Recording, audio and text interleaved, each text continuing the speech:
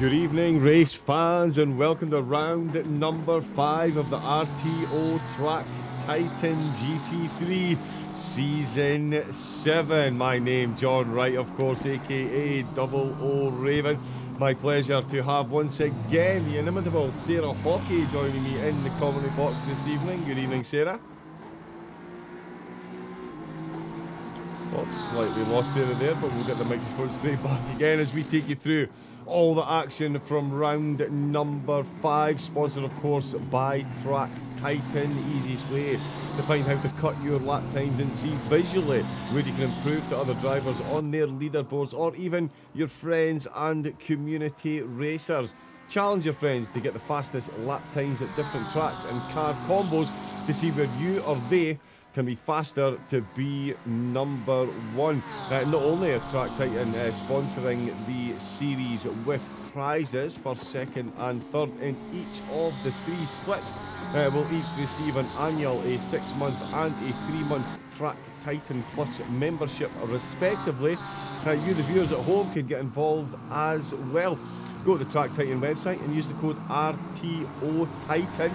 That's RTOTITAN, and that will give you 1 month free of the Plus subscription and then 30% off the next month. So make sure you jump over there, support a company supporting sim racing, and get yourself that little bit quicker out on track as well. We're here for round number 5. 4 absolutely scintillating rounds that we've had so far, and that is set to continue this evening with Imola. Here are the standings. We'll have a quick look at first the drivers are out on track, and that is the ARMS standings that I've got up on screen. The top 10 in the ARMS, Sarah, are looking pretty close there.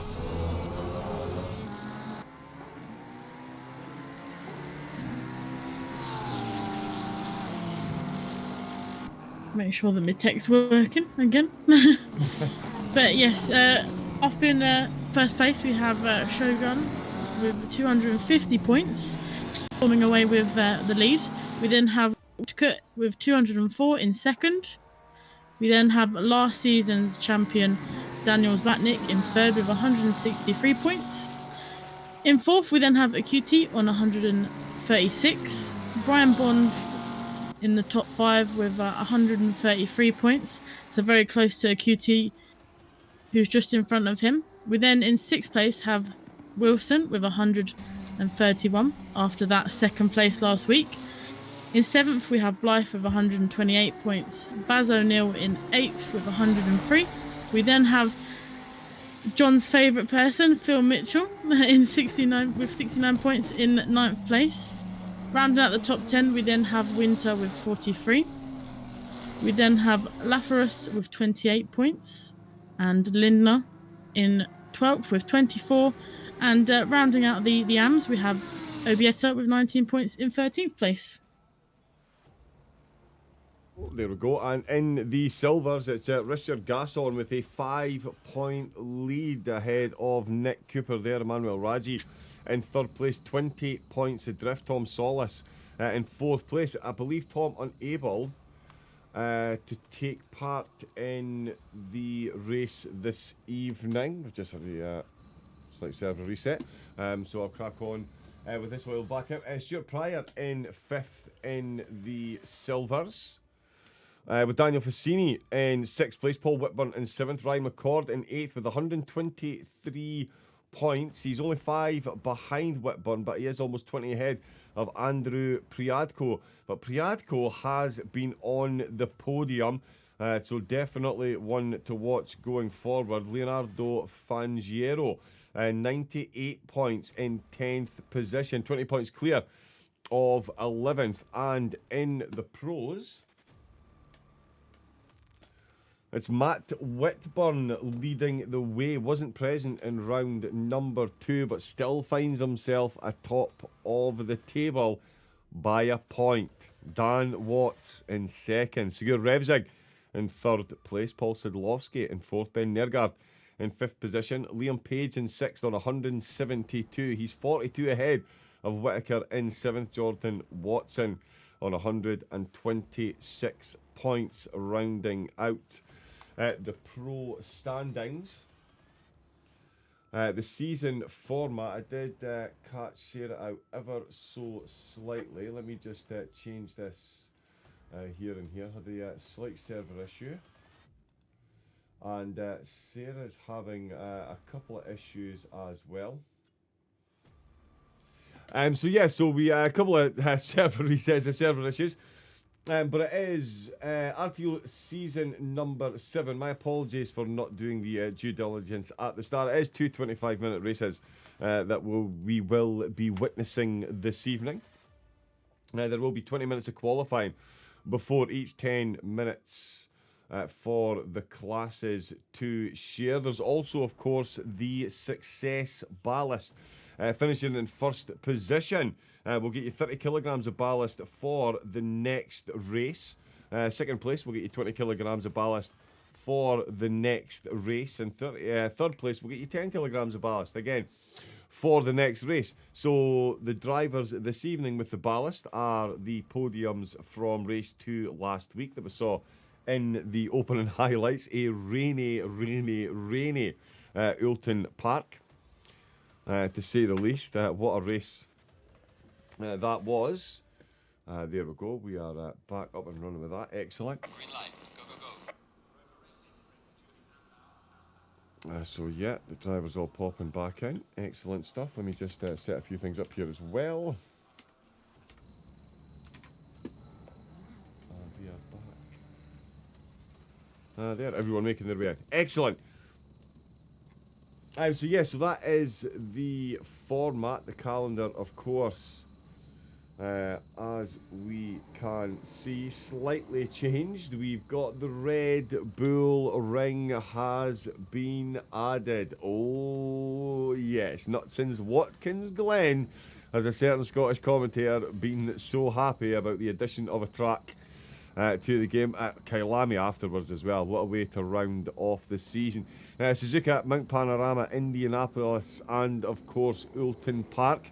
All done and dusted. All available on the RTO eSports channel. So make sure you go back and watch. Thank you to everyone again. I said this last week as well, but huge thanks to everyone that goes back and watches the races and of course watches live as well. Thank you all very, very much. But season 6 as well was an absolute barn burner. And that's still available. Trust me. You're absolutely massively missing out if you haven't watched season 6. Laguna Seca.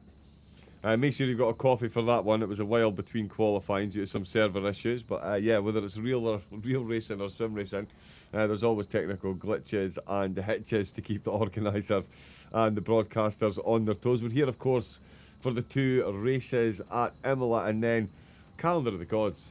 As far as I would be concerned, to be honest. Barcelona, the Red Bull ring, and then Kyalami. If those 3 tracks don't scream overtaking action, then yeah, I think you might be in the wrong place. Because yeah, those are going to be absolutely incredible. We do have, there we go, we are into qualifying.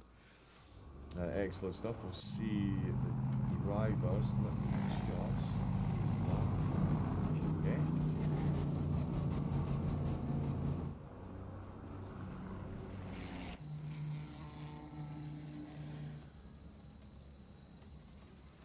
And I believe, yeah, there we go. We are off and running. Let's get some cars out on track. Just as he says that, they're all in the pits. There he is. Baz O'Neill. That would be front split cab.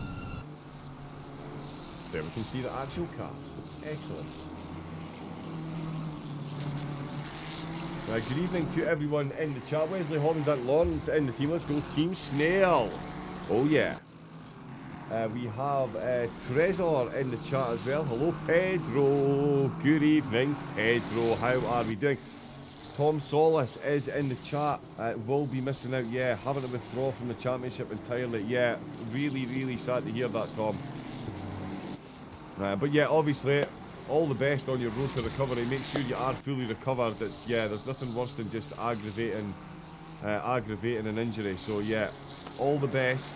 Heal up well, heal up properly, and we'll see you back when you're good and ready. Let's see if it worked last week. Did it?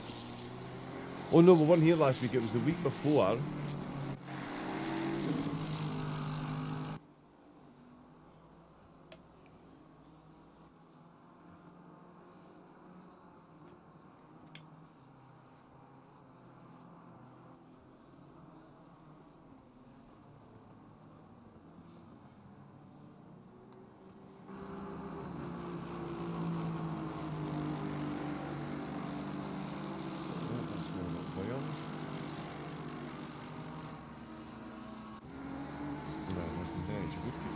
Track.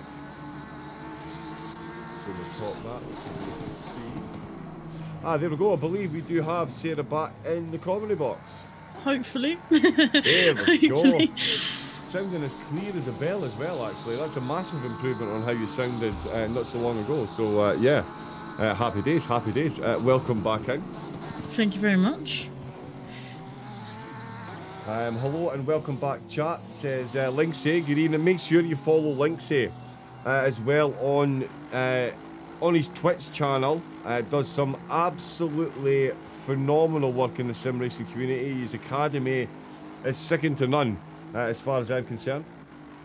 So make sure you do jump over there. We are in quality, so Linksay, I'm sure we can get him to share some links in the chat. The SimGrid page, of course. Make sure you get yourself over to the SimGrid page. Give the RTO esports a follow and get yourself involved in the racing. Get involved in the Discord, of course, as well. Sometimes using a new system can be good, sometimes it can be bad. And his Twitch page as well. Make sure you go over there and give him a follow and get on board and watch him. Hopefully, I'm going to entice him into some oval racing on iRacing soon. I understand if he's got the fear. I would be intimidated. So yeah, you never know. But we'll get some links in the chat from our organiser extraordinaire as we see the cars out on track setting their warm-up laps. And if you want to talk about tracks and history, and we'll jump back that because Fudge McMuffin just subscribed to the YouTube channel. I'm suddenly very peckish. But Fudge McMuffin, thank you very much for subscribing and helping me decide what's for dessert this evening. Welcome to RTO Esports. We've got 2 races and 2 qualifying sessions, 3 splits out on track, and 2 very excitable commentators. One is slightly more excitable than the other, perhaps. But we do have Sarah Hockey here as well, thankfully back in after some technical issues. But yes, Sarah, I did make a bit of a mess of the opening there. But we are here at Imola, and when you want to talk about historic tracks, this is absolutely up there. Just an absolute pinnacle in any calendar. The overtaking, the course layout, it's all pretty impressive stuff. It is. Imola is full of history. Before delving into the history of Imola, the Grand Prix circuit is just over 3 miles or 4.9 kilometres long. Imola will forever be tainted by the tragedies of 1994, unfortunately, which prompted major revisions to its layout. But despite this, it remains one of the most atmospheric and challenging circuits in Europe. It's got fast flowing and with a fair amount of gradient to boot. Imola grew from a course laid out on public roads before being transformed into one of Europe's classic courses, providing a proper test of driver and machine. Its origins and location literally are in the city centre, which means there's often little room for error. The first foundation stone of the circuit was actually laid in March 1950, with Enzo Ferrari himself being present. The first racing event was then held in April 1953 with the GP Coney motorcycle race. Safety concerns with the circuit were raised throughout the 1980s and 1990s particularly with the high-speed Tamburello corner, where numerous accidents unfortunately occurred. Several crashes at the circuit resulting in fatalities, including the death of Ayrton Senna in 1994. The events in Imola rocked the motor racing world and forced immediate changes in car and circuit design. And despite that, Imola itself underwent a total reconstruction in the winter of 1994, emerging in a much modified form to what we see today. Portugal has gone into the track itself saved twice by the local mayor. So yeah, thankfully his love of racing. The camera it just is not going to behave today, is it? Nope. Oh, excuse me. There we go. Raiden Shogun making his way up to the top of the timing boards. Chris Wilson going quicker actually. There we go. Aston Martin power here at Imola. I've completely lost. One of my screens decided not to switch on today, so I'm trying to reshuffle everything on to two screens, and I'm not going to lie, for someone that is so stuck in their ways. It's fun, but it is Imola. It's 3 miles long, of course, 953. It's been unchanged since the refit in 1994. Only one building from that original structure remains, of course, the massive glass tower that we see at the end of the pit lane. Bologna, Italy, as Sarah was saying, 19 corners in total, 8 left, 8 right and 11 to the left. Despite the way it looks on screen, with some of the ups and downs, only 34 metres of elevation, which is basically flat. Most of the elevation you can see there. As Aston Martin actually almost loses it, but does manage to keep it through Aqua Minerale. And up at the top of the timing, 2500s. They're at it again, Sarah. We're barely out of the intros, and the drivers are already duking out over the top of the board. Wilson and Shogun are going to have one more lap each. They're separated by only a few tenths on track. 2500s between the two of them in quali so far around the 3 mile track. They really do start as the meet to go on in this league, don't they? They do indeed. I think they're all ready to race. Obviously, having that week off, they're all fired up for hopefully 2 really good races. Indeed, yeah, and of course, yeah, blood we off mentioned Ratzenberger. He died died the same weekend. Yeah, 2 champions in 1 weekend. It really is, yeah. It's quite the history for one course. I did see someone mention a debut driver whose name has completely escaped me now on the timing tower.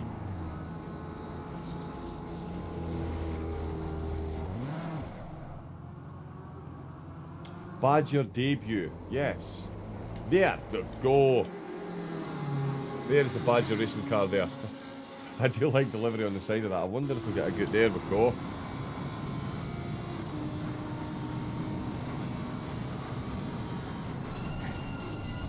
So like that. Badger racing there. Currently in 6th position, so good luck there. 1.3 seconds off the pace. That is the pros and the silvers. Will now be leaving the pits. Hopefully this is going to work as Badger finishes his lap. He is up on his lap as well, so he's looking to close it to within a second. But at the moment, it is Wilson who's taken pole position in the AMS. 2 purple sectors as well with a 141.567.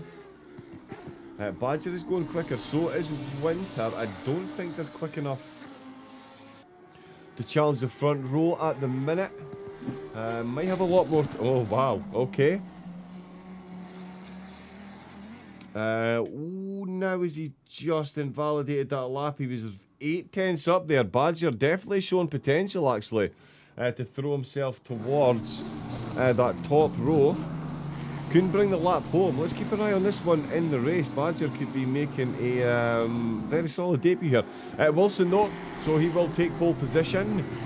Winter pops in a lap and does go quicker and improve. So it is Wilson and Shogun on the front row for the Arms, and then Mitchell and Friedrichsen on row 2. Woodcote and Winter 5th and 6th. Badger in 7th, but as I say, 0.8 of a second he was carrying there. Puts him right in the mix up at the front. We've got Lindner and last season's champion Zlatnik in 9th. O'Neill and Bond in 10th and 11th. And on row 6 is Blythe and McCord. The Silvers and the Pros are all out on track. And there we go. That actually worked. Thank you very much. There is Sigurd Revzig. Now, we did see Greenbound in the chat. He did put a sad face in, but I'm sure this can confirm livery is working this week, which we'll love to see. But yeah, some good solid times there from the Arms Sarah. One of the most notable ones, though, Daniel Zlatnik qualifying down in 9th again. Qualifying outside the top 5, but we've seen what he can do in the race, and we just can't look past him so far for getting in the mix up near in and around the podiums. Yeah, agree more. He's had some very consistent drives, obviously picking up a lot of points. Although he might not be finishing on the podium, each race he's picking up a lot of points, which will help him in his championship fight. Yeah, most definitely will. There is Ryan McCord, there's Revsig, there's Dan Watts there.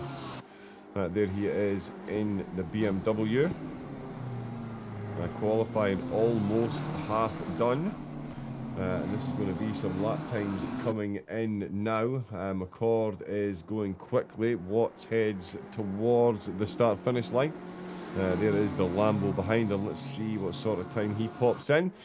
Instantly takes pole by 1.2 seconds. So I'm not sure we're going to see many Arms in the top 10 this week, as Douglas in the Silvers takes provisional second. Ryan McCord with a good time in the BMW. 2 BMWs on the front row, but 1.1 seconds behind Watts. So the Arms and the Silvers clocking similar times at the moment. So there goes Cooper taking pole for the Silvers. Whitburn, championship leader in the Pros, goes second. There is Cooper there. Richard Gasson is on a quick lap at the moment. We've still got Revzig and Sidlowski to set times. Sidlowski in the Audi. That's the split colour, that should be quite good.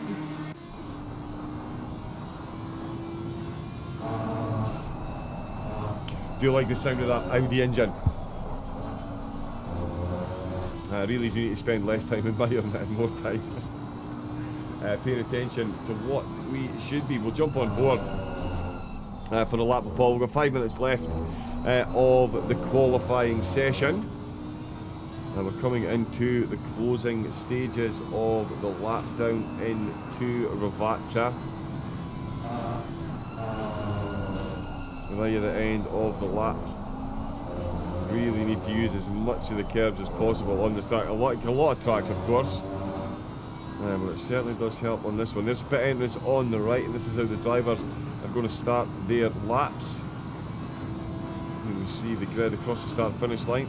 They're going to be filing into the first chicane at an absolute rate of knots. Let's be under absolutely no illusions as they come out of Tamburello. That's going to be the real deciding factor. Who's got control of the back of the car as they head into the second chicane, into the Villeneuve.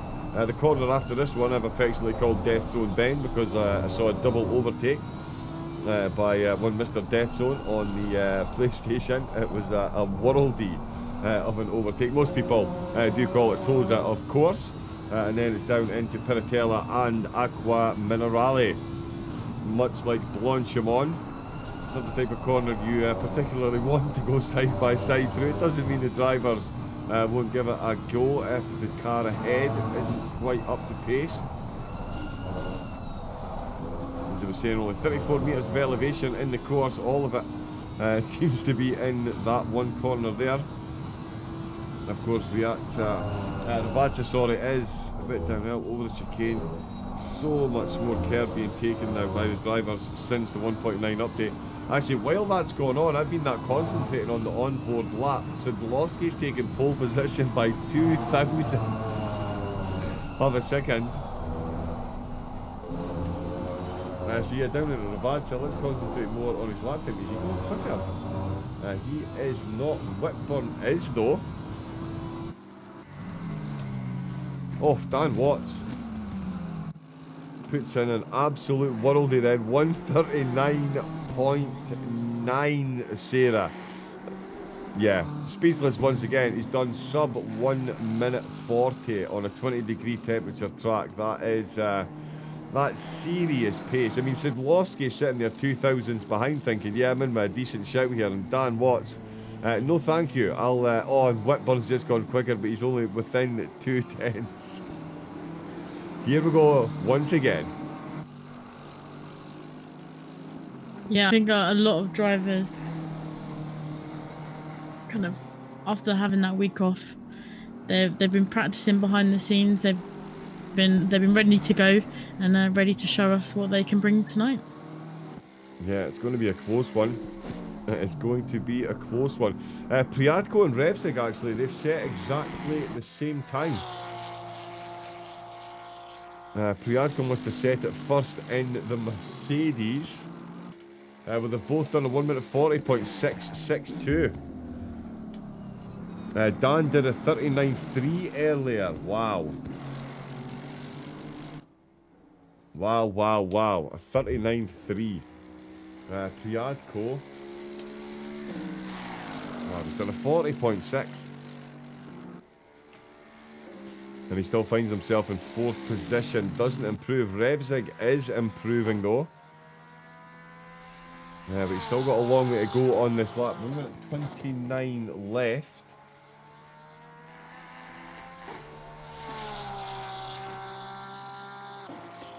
And Revsig. Ooh, Priadko. Wow. That's the end of that lap for Priadko. Ooh, and there's Dan Watts. Thought he was going to take avoidant action there as the... Has Watts just gone quicker again? He has. He's done a 139.6.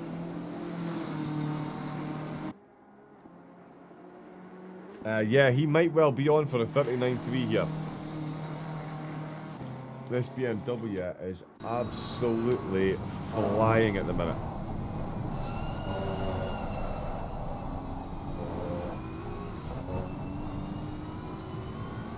Really on the ragged edge here. You can see there how much the car is unsettled at the minute though. It looks like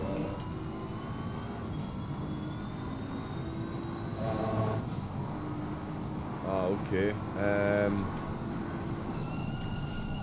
Yeah, down to the last minute, who is going to take it? I mean, because I tell you, Matt Whitburn is not moving slowly either, I'll tell you that. Oh, and I think he's just invalidated his lap. He has. Matt Whitburn's just invalidated Aqua Minerale. He was 2 tenths up there, so he was definitely knocking on the door. Dan Watts isn't going to improve any. At this stage, we've got Ryan McCord, who is looking to get himself ahead of Priadko. He's looking for the silver pole position here. It's going to be very, very close between him and Priadko as he crosses the line. He's going to set... Oh, and he's got him. He's got him. Ryan McCord has got him right at the death. BMW's taking the top spot in the pros and the silvers. Ryan McCord, 600ths ahead. That is impressively well done. Sigurd Revsig is still out on track. I'm not getting an active look at his lap time at the moment.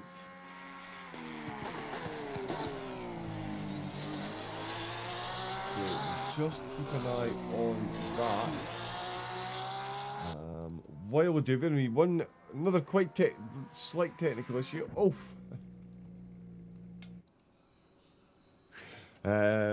Revsig, done. Let's have a look Oh, we really want the drive up if we can. Let's get Dan Watts. There we go. So there's confirmation on the qualifying. We've got the Ams, Wilson, Shogun as we saw. The silvers, it was McCord, Priadko and Cooper taking the top 3 spots. And it is Watts, Whitburn and Sidlowski in the pros. Revsig, 6th place overall.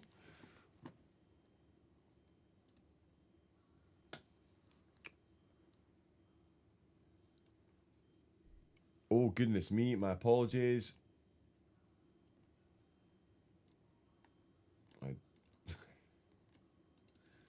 That should not have done that. My apologies. Let me just see. 30 seconds. There we go, with 30 seconds to the start of round number 5. Race number 1 of the RTO Track Titan GT3 season. Make sure you get over to the Track Titan website. Take advantage of the offer for the viewers. RTO Titan for 1 month free of the Plus membership. And of course 30% off the following month. We did have a quick run down the grid there. Of course it is the short order start.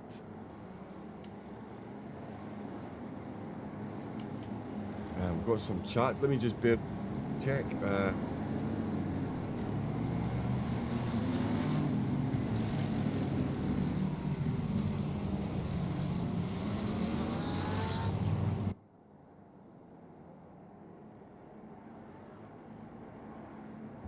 Okay, yeah, just double checking. We have lost Sarah, so it will be myself leading the way.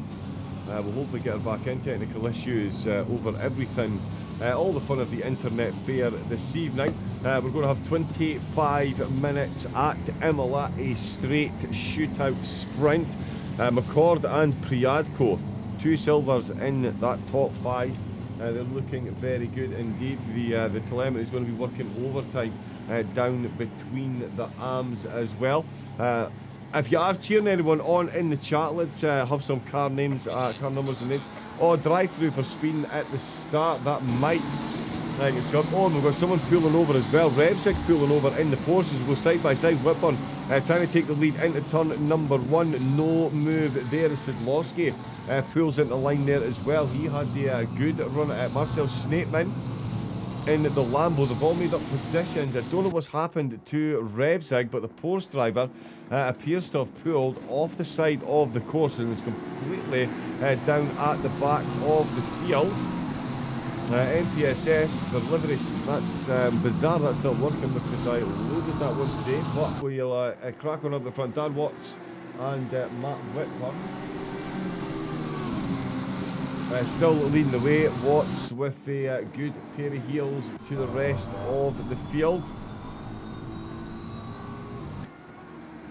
Whitburn in second, Sidlowski in third place. Priadko leading the way for the silvers as he has gotten past Ryan McCord in the opening exchanges, so I have slightly missed that one.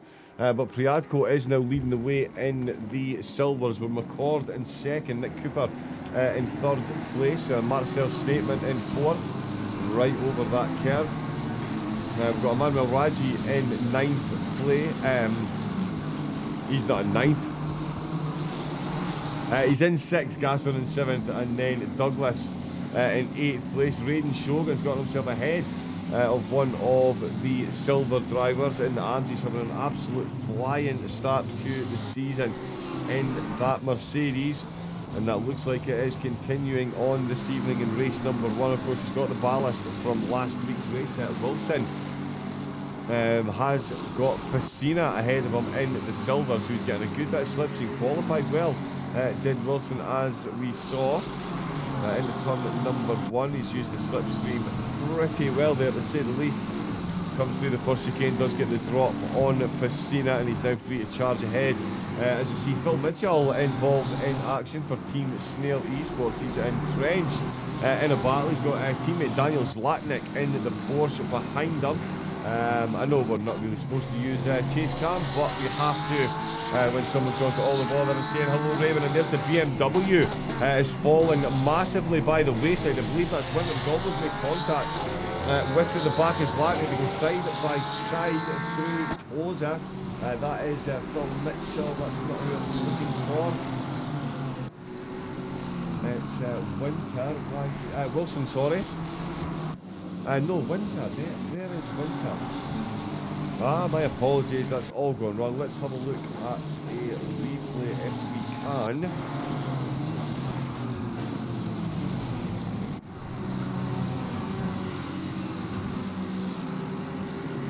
Okay, so yeah, slightly the dim of that one there. Sorry.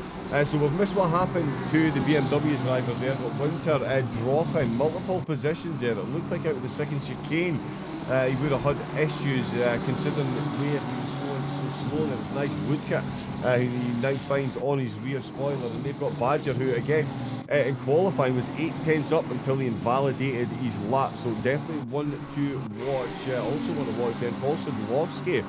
Big battles going on. Whitburn finds himself behind now with Priadko up into overall second position. Oh, and that's the BMW going straight back through then. Paul Sadlowski retakes second, so an issue there for Priadko. Let's see if we can get a look at this. So Priadko through Aquamina Rally had already got the drop on the two pro drivers.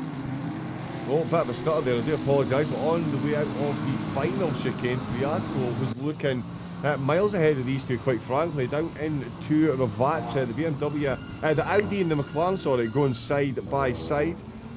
The Audi getting his nose in front and then out of the final corner. Yeah, the BMW driver didn't, the Mercedes. I'm obsessed with BMWs, and it's the one manufacturer that isn't involved in this battle. Two of them are German though, in my defence. And the Mercedes that we're on board with didn't seem to do much wrong out of the last corner, but did lose pace into the first chicane. Hasn't lost any pace while we were watching the replay though. Has lost 2 positions as we saw at the start of that, and it's now Sadlowski back up to second place overall. All the while, Dan See You Later Watts is what his middle name is going to be. The BMW driver 4.3 seconds up the road, while the chasing pack go with it, quite frankly, tooth and nail. Incredible driving from them at the moment. There we go. Over the start-finish line again, it's going to be the McLaren and the Mercedes that are getting all the slipstream from the Audi. It's going to be a fun one into turn 1 once again. The McLaren looking for the outside line, as the Audi says, if you want this one, you're going to have to go the long way. Trying the cut back there as well. Is the Mercedes going to be the one to fully benefit from this one? As these two battle it out, we'll jump on board at bonnet cam. Absolute VIP front row seats to the final podium battle in the pros for Priadko, as we see it change hands once again as Whitburn gets the run out with the second chicane and into Toza. The Mercedes looking to open the corner up just to stay out of the way. That he's opened it up a bit much on the exit. He's put his right hand wheels on the gravel. That's going to cost him so much time against two drivers who, despite battling there, got very good exits down into Aquamina Rally.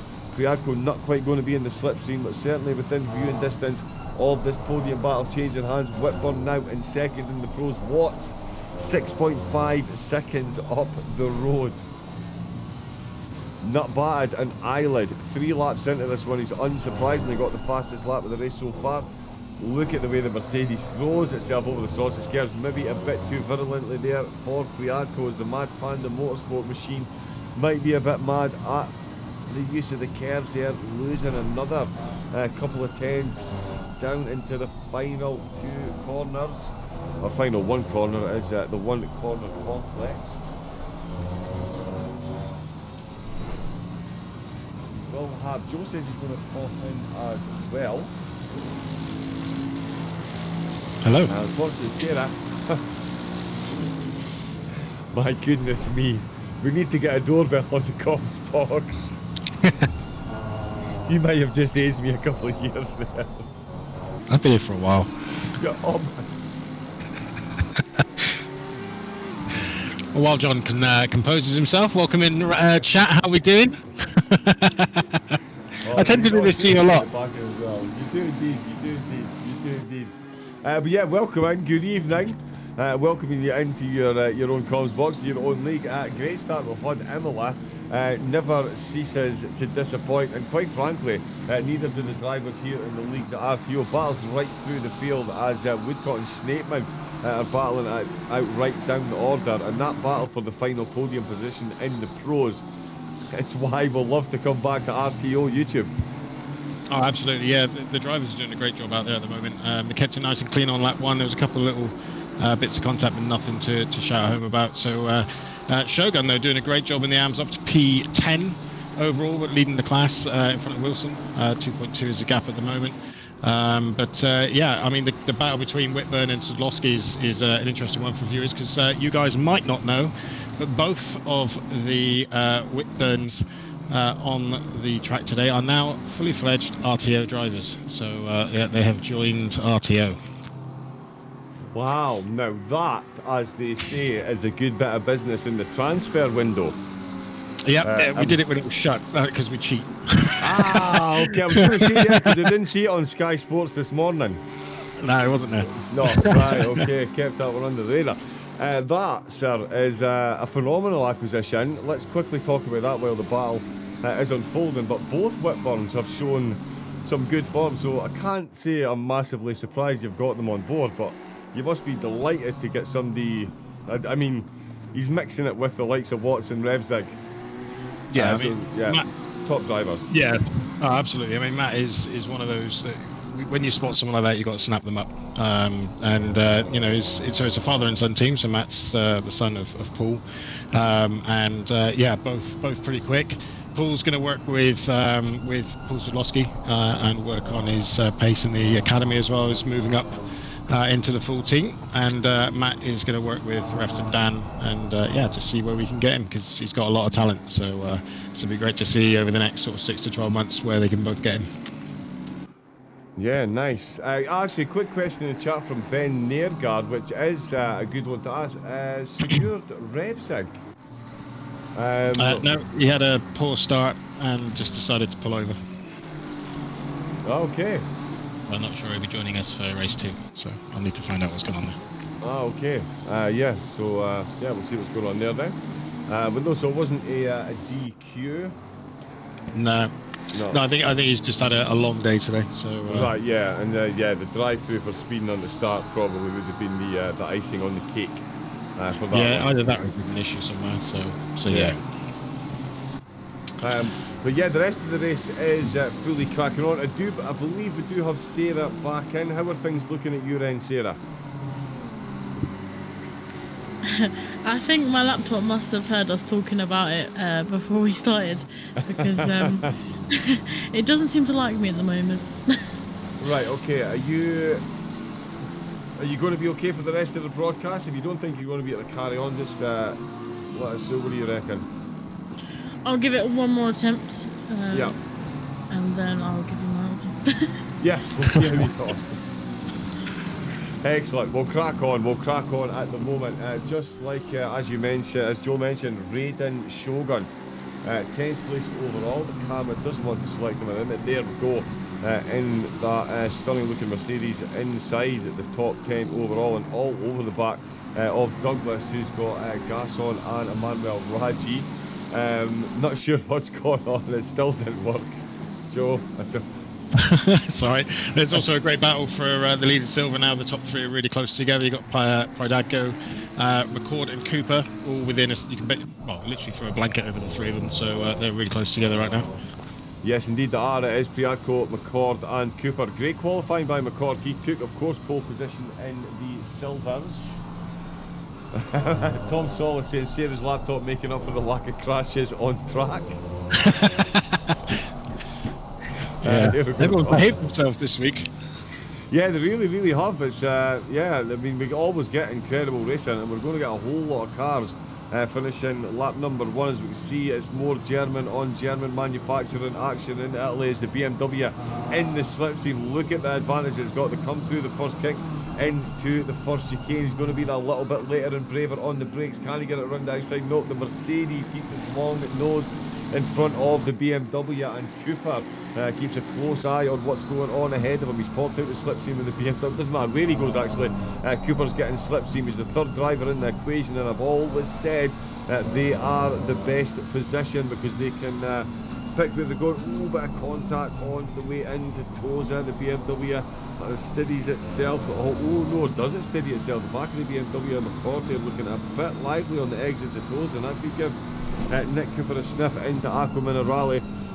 I'm sure you would testify, Joe. Aqua Minerale, not the type of corner you want to be going, not the corner complex you want to be going side by side through, but if an overly open opportunity presents itself, you can't really turn it down. Oh no, I mean, you can surprise people, and if you know the people you're racing with and that they can be clean, and you can judge that when you're racing with people on track, especially if you've been in like a league like RTO for a while and you see the same drivers, you know who's going to give you the space and give you the chance to go, you know, right either around the outside or up the inside, and just know that you're not going to get pushed off the track. So it can be used if you want to use it as a good overtaking spot. It can catch people out. Sometimes it's good to be a bit more of a surprising one than a normal send into turn 1, because that can be defended quite easily, really. Yeah, definitely can. Yeah, well, it's, yeah, they see it coming every time. Well, just saw through there. Yeah, yeah, you definitely do hope. You definitely do hope. Down in the arms, how are they looking down in the arms, Sarah? Shogun looks like he's all over the back of the silvers, but kind of just patiently sat there, not really wanting to do anything too crazy. He's got the lead in the silvers, and in the arms, sorry, and he is building a bit of a gap to Wilson. So doesn't look like he's massively trying to get past Douglas, but if Douglas is a bit too slow, maybe looking to pounce and get himself ahead. Yeah, I think I agree that with Shogun. He obviously wants to kind of seal that champion quite early on in the championship. Doing a brilliant job so far, and like you say, he's kind of probably biding his time to overtake the car in front, or he might just be happy with the points that he'll get in the position he will finish him. Yeah, definitely that gap, as I say, to Wilson is definitely building up. Douglas at the minute 6th place in the silvers, and he is maybe losing just a little bit of time to Gasser as well. Cooper, actually, that's going to be a battle that we need to keep an eye on as well, because Cooper and McCord, they're still going in it as well. Priadko up at the front as Joe pointed out the battle. Do we have someone? For some reason, some of my telemetry is not working as it should, so my incident log is completely blank. It's just normal technical stuff. Don't worry about it. It's, all the I get it all the time. I was going to say at least the audio's working, but let's not curse with the commentator. The commentator, that would be the ultimate irony. Absolutely. I mean, the fight between the top 3 in silvers is now pulling Emmanuel Raji and Gasson towards them as well. So there's still 9 minutes or so to go. So that could end up being a 5-way fight for the podium places, unless the front 3 of this group start just moving away and stop fighting. But yeah, keep an eye on that, because that could end up being a big scrap. And then you've got Shogun, who's being pulled along by the whole lot of them, so it could end up being a scrap from 4th place all the way down to 10th by the end of the race if it carries on like this. Yeah, Shogun could suddenly find himself in 6th or 7th place overall. That would be, it would be quite the stamp on the season so far. As Sarah said, he's looking to wrap this one up early doors if he can. Facina, at the minute, got some pressure coming up from another one of the arms. It's Phil Mitchell in the BMW, another one of the Team Snail drivers, having a phenomenal season. Oh, and he's lost the back of the BMW there. The absolute curse of the commentator. Just complete tank slapper. Let's watch this one from up here and just see the wheels lock. Oh, he was on the gravel. Just that back wheel on the grass. And yeah, the car says absolutely no thank you very much. So that's given Bacina a clear rear spoiler for the moment. We'll jump back up at Whitburn and Sidlowski. And this is an interesting one, actually, isn't it, Joe? Because, Whitburn, he is the new member of the team, so he'll be looking to lay a marker down in Sidlowski. Bit of an old horse in the team. He'll be looking to make sure he finishes ahead. It's this could be a really, really great battle between these two for the next 8 minutes and the next race as well. Oh, absolutely. I mean, the difference is, I suppose, Paul is in a car that he doesn't usually use so much, and Matt's in the McLaren, which he seems very comfortable in. Although he did put in our chat the other day, he's looking forward to dumping the McLaren, I think. So we'll see. But it just shows that, you know, with the right amount of practice and getting your muscle memory in, you can do pretty good speeds in pretty much any car if you put the time in it. And Paul is no slouch. I mean, he's one of the best finds and managed acquisitions that we've had at RTO since we've started, I think, because he can drive pretty much anything. You give him a tractor, I'm sure he'll get it around the track pretty quick. So if not sideways, one of the two. I need to remember that for the next time I'm on Farm Sim. I can get my fields done twice as quickly. He will. It'll be ploughed within a minute. Lap record. Yeah, no, but I have to agree with you, Sidlowski, I think, as well. The way he's developed, he's just gotten quicker and quicker and quicker and quicker and quicker and quicker and quicker. And it's been an absolute uphill trend, massively quickly. So yeah, and he really is. We've got in a battle for the podium, actually. Only 3 tenths that's separating them. It's one of these where I'm scared to look. I know I'm going to miss an overtake one place or another. Priatko, McCord and Cooper are separated by a second. Sidlowski and Whitburn for the final positions in the pro podium, separated by 3 tenths. In fact, Sidlowski, let's see how close he gets into turn number 1, or into turn number 2, the left-hand kink, of course. Much like Laguna Seca is registered as turn number 1 through Tamburello. So much care being taken by both cars. There was a time in 1.8 where you would not see a McLaren that far over on the yellow sausages. Absolute precision stuff for the two of them. Oh, bit of a wiggle on the middle phase for Sidlowski and on the exit phase there for Whitburn, but it's cancelled one another out through Death Zone Bend. And that's a good exit once again by Whitburn. Sidlowski, is he just biding his time? Whitburn's putting the car exactly where he needs to, lap after lap, to keep his new teammate behind him. There's going to be a 10-kilogram difference between the two of them again in the second race. It's going to be in Sidlowski's favour this time, though. Let's see what's happening with Cooper.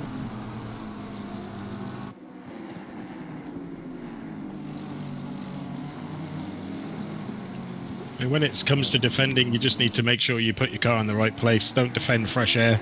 I had a race on Monday where I had 26 seconds of front end damage, and I had my title rival literally for 25 minutes in a Porsche on my backside, and the only thing I could do is make sure I got a good launch at Zolder, it was, out of every corner, because by the end of the straight he was trying to send it up the inside. So I had to just make sure that I constantly got a good exit and then just put the car in the right position. And as long as you can do that and, you know, be predictable, you know, you can keep places. And at Imola it can be the main place you can overtake here is into turn 1, and Paul just dropped a wheel coming out of the final corner, so that's pushed him back about 6 tenths on this lap. So it'd be interesting to see if he can now catch that back up, or if Matt will feel the pressure's off a little bit and he can concentrate on looking forward rather than in his mirrors. If we speak of looking forward, actually, Dan, no camera time Watts. Is he still in there? He's just started race 2. Oh, okay. So he's already ahead. He's already started race number 2 so far. It's 11.5 seconds up the road. The BMW is taking top spot in quali in the pros and the silvers. The silver BMW now finds itself in second, and a close second, in fact. We see McCord right under the rear spoiler of the Mad Panda, and look at how close Nick Cooper is there. He almost lost the front end of the McLaren because he was getting so much slipstream from the two cars directly ahead. So Dan Watts still not getting any camera time.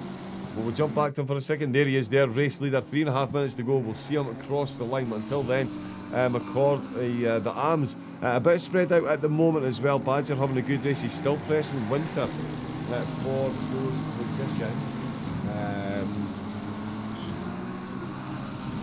He is still a bit down, so we'll just keep an eye on this one then, because it is the full podium that's in contention here. It's the Mad Panda machine that is leading the way. Andrew Priadko took second place in qualifying. Very quickly took first place in the race, and he's not looked back. Well, if he has looked back, he's seen a whole lot of BMW badges, that's for sure, and maybe a hint of McLaren as well popping out in some of the braking zones, because the McLaren definitely in the hunt. Emmanuel Raji 2.1 seconds down the road, so by no means out with this with 2 minutes left to go. They've still got 2 to 3 laps to complete.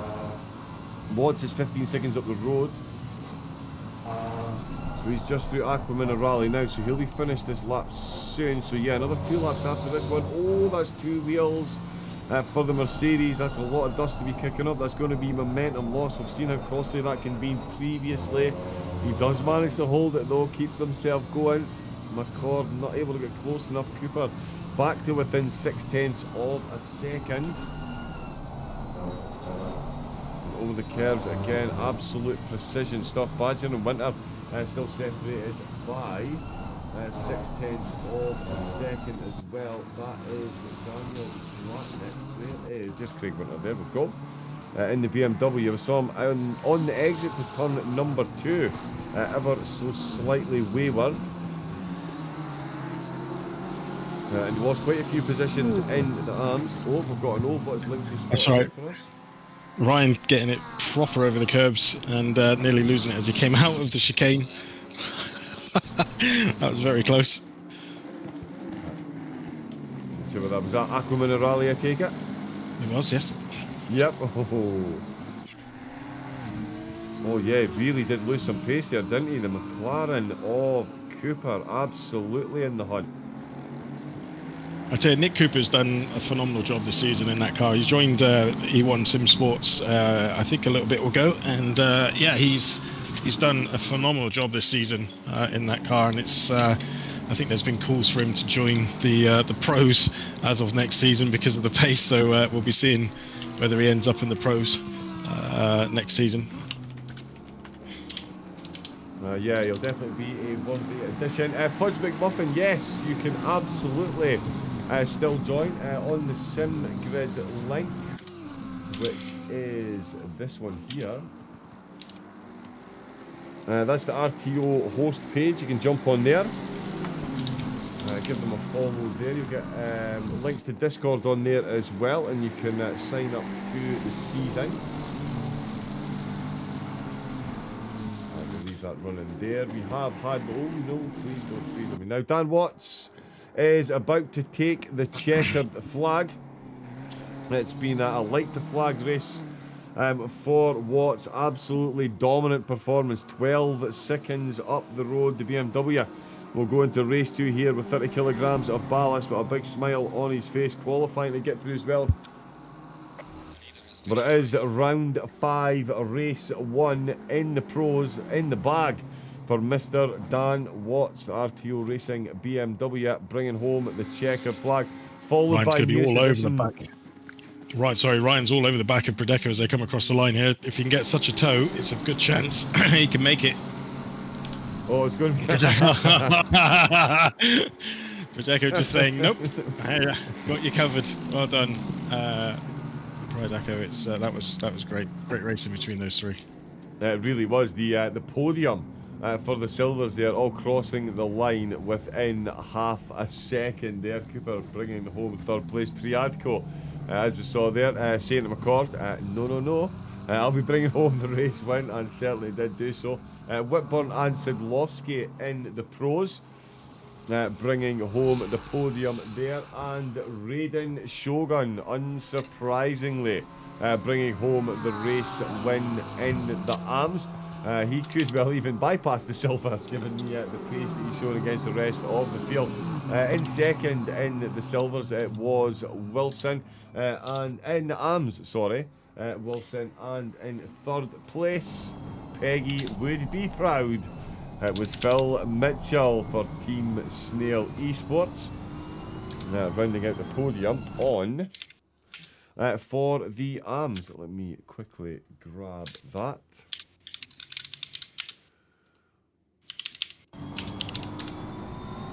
And yeah, there we have Green light, go, go, go. the full race results then. So in the arms, it was Shogun, Wilson, and Mitchell, as we saw on the podium. Friedrichsen in fourth. Zlatnik up to fifth place once again. Winter in sixth. Badger in seventh. Woodcut in eighth. Bond in ninth. O'Neill in 10th. Lindner in 11th. And Blythe didn't make it to the end of the race, unfortunately.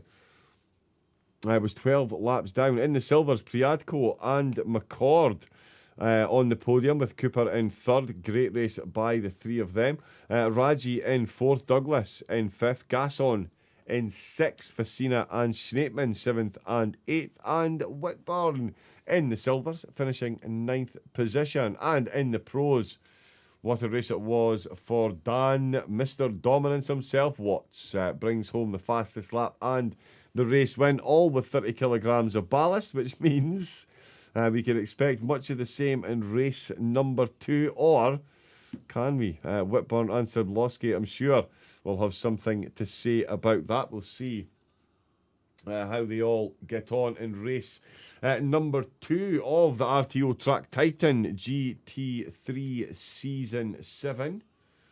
Track Titan, of course, the easiest way to find how to cut your lap times and see visually where you can improve to other drivers on their leaderboards or even with your friends and community racers. The winners in all 3 of the splits in the competition will each receive a third place will receive a 1 month, second place will receive a 6 month, and first place will receive a 1 month plus membership to the Track Titan service. And you viewers as well can get involved, get yourself quicker on track, and help support an organisation that supports so much sim racing. Use the code RTO Titan. Use the code RTO Titan at the checkout, and that will give you 1 month free of the Plus subscription, and then 30% off your next month as well. So massive thanks to Track Titan, and yeah, hopefully get some of you a bit quicker out on track as well. Again, if you do want to get involved, there is the link in the chat for the SimGrid host page for SimGrid. Jump on there, you can get yourself involved in the racing. Please do give that like and subscribe button a press on YouTube as well. RTO Esports bringing you some of the best racing again. Season 6, absolute banger, and Season 7 is definitely not been far off either, if not potentially a bit better. We've had some incredible racing so far. Suzuka, Bathurst, Indianapolis and Oulton Park. We've got Imola at the moment, of course, Barcelona, the Red Bull Ring, and Kailami still to come. So an absolutely incredible close to the season. 2 rounds, 2 races at each of those courses. 25 minutes for each. We'll be back out in qualifying momentarily. Hopefully we've managed to sort out Sarah's... no, we've not, unfortunately. So... But yeah, we'll be straight back out with quali. There is... In fact, yeah, we'll let this video play. Alright, I'm back. Cool, I've just popped Rev6's fancy video on a second. Yeah, our laptop's absolutely melting. So we're gonna, yeah. You know what? I just saw one of those today in Curry's, and I've just recommended one to my friend, so I'm going to.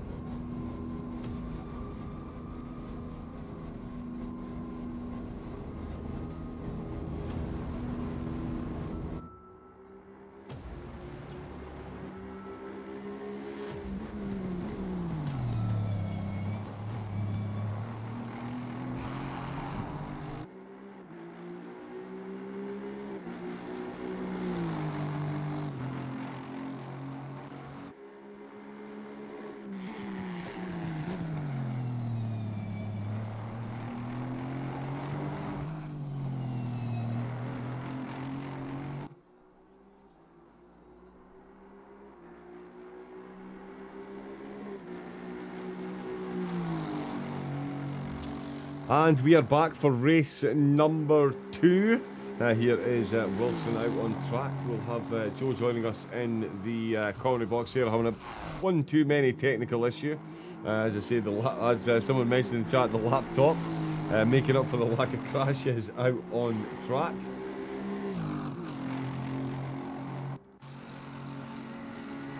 To spend 4 hours trying to sort out lap 1 incident. Yeah, let's not do that. Let's not do that. No. Yeah. Sorry, we've got Joe here for the moment. Sorry, yeah, lap 1. He'll be on his on his stewarding duties, and then he'll be joining us. The calendar though, Joe. Let's talk as a racer yourself. I take it I have not, embarrassingly enough, been out on the Red Bull Ring on ACC. Yet I may have become addicted to oval racing. I noticed the other day on your stream. I may have been up till 5 o'clock on Monday morning, oval racing. Can neither confirm nor deny, but if you were there, hope you enjoyed. But yeah, Red Bull Ring is absolutely one of my favourite tracks. It just seems so simple, yet it is such a difficult track. Some really good overtaking. Have you had any experience on there yourself? How is it found? How were the drivers in the league? Any mention so far of how people are feeling ahead of its addition to the series? Yeah, well, a lot of them, I think, prefer it to Paul Ricard. There is a few people that are upset that Paul Ricard isn't on there. Anyone who may have been in a Lexus, which they weren't, but if they were, they would definitely be crying that Paul Ricard isn't here, because by the end of the straight, it'd feel like they were in a GT2 compared to the GT3s. Yeah. But yeah, I mean, Red Bull Ring, they've actually, I must admit, it's probably one of the best tracks that they've brought to ACC since the main game was launched. If I'm honest, the cars ride the curbs well. It's a very good track. It's one of those, because it is so short, it's very similar to Brands Hatch. It's a short track, there's only a few corners, you've got to get it right, and if you don't, you can lose so much time compared to everyone else. But I'd say the best car to race on that is the GT2s. They are so much fun there because of the speed. So yeah, if anyone hasn't got it yet, you need to go and get the DLC for Red Bull Ring and the GT2s. The GT2s are great cars. It's a great track. Yeah, actually, we did see, obviously, you'll be more than aware that RTO drivers were racing last night. Meant to be there as well. Yeah. Oh, were you? Yeah, in the GT2. I couldn't make it last night, so I'm racing in the Maserati in the GT2s. Oh, so, well, there we go then. How are you finding the GT2s then? They seem insane in the corners and fun in a straight line. Well, I had a race at Barcelona against it was a GT2 GT3 split grid, and until about 2 laps from the end, I was in the lead. So right, okay. I'm not quite sure how I managed it, but I was against some pretty quick guys in the GT3s. But it was like what I spoke about in race 1. If you park the car in the right place, no one can get past you.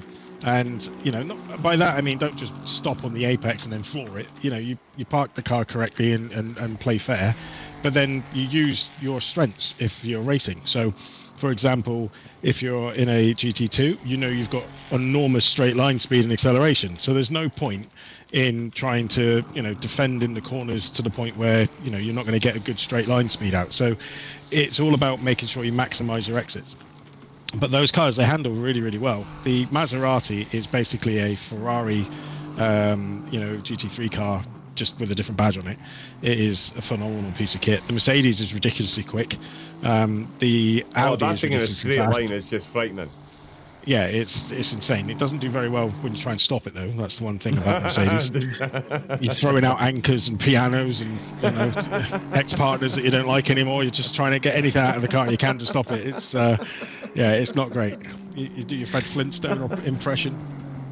It's not a great thing to stop. But the idea of a GT2 car is a GT3 without aero. That's the whole point of it, and with a bit more power. So they are a great asset to this, but unfortunately I can see them going a bit like the GT4s, because the Maserati is pretty much the OP car, a bit like the Alpine in the GT4s. The BOP is going to have to be put on it ASAP, because otherwise it's just no one's going to race anything else other than the Maserati. So it could kill the series off before it's even had a chance to to get popular, which would be a shame. Yeah. Yeah, the Maserati does look good. Yeah, they do look and sound good. The Mercedes does, again, a good sounding car. The Aston Martins, they sound not too shabby either. And Chris Wilson is taking pole position at the minute. Phil Mitchell in second, and it's a team snail 2-3 with Nigel Woodcock. Another Aston Martin up there in third. Raiden all-conquering Shogun in the Mercedes currently finds himself in fourth position, half a second off the pace. And Daniel Zlatnik, who's surely got to get an honorary RTO, because RTO might stand for round the outside racing, but it also stands for, as Joe knows, a phrase I've been trying to coin with them for ages, is they make up places in the races. Joe himself will tell you he wasn't always the best at qualifying. Did that matter a jot to finishing on the podium? No. No, it did not. It just meant it looked more impressive during the races when he put 12 people in his rear view mirror and took home a podium. But Daniel Zlatnik, you want to talk about drivers having a great season. He's in the Porsche. He's the returning champion. He hasn't gone for a safe bet at all in any of the cars. He's qualifying anywhere from 6th to 11th position, but he's still third in the championship, Joe. You want to talk about consistency and having a great season. Not leading the championship, but certainly Daniel Zlatnik's got to be right up there for having a phenomenal drive so far this year. This one. Oh, this absolutely. Season. Oh, absolutely. And as we said, that Nigel Woodcock goes pole in the AMS as well, just over a tenth away from Wilson. So it looks like an Aston Martin battle in the AMS. So, yeah, that'd be interesting to watch. But yeah, I mean, Daniel's, he came to me and said, look, can I switch cars? And I said, well, unfortunately, this season, we're not allowing it. You know, you start on the car that you continue in the car you started in. And so he was like, all right, fair enough. And fair play to him. He could have walked, he could have left and decided not to do it anymore, but he's stuck at it. And I think even if he doesn't win the championship, no matter where he ends up, I think he's got to feel extremely proud of, you know, what he's achieved. Because like you say, okay, sometimes not qualifying great can be very difficult, especially if you end up in the middle of a pack. You've got to have all your wits around you, eyes in the back of your head, and it's about keeping it clean. And what he's done in that Porsche, you know, for the most part, is keep it clean, keep his nose out of trouble, and then he suddenly makes up places when everyone else doesn't. And sometimes that's all you can ask for to keep your championship lives your championship a championship alive, when you literally have no pace in the car for whatever reason at that point, and other people start tripping over themselves fighting, and you can just sit back and watch it and just find extra points, which is what he's after. Yeah, he really is bringing home the points. Qualifying, it's vanity. It's finishing position, it's sanity. And he's going to find himself in the top 3. And yeah, it's good to see as well.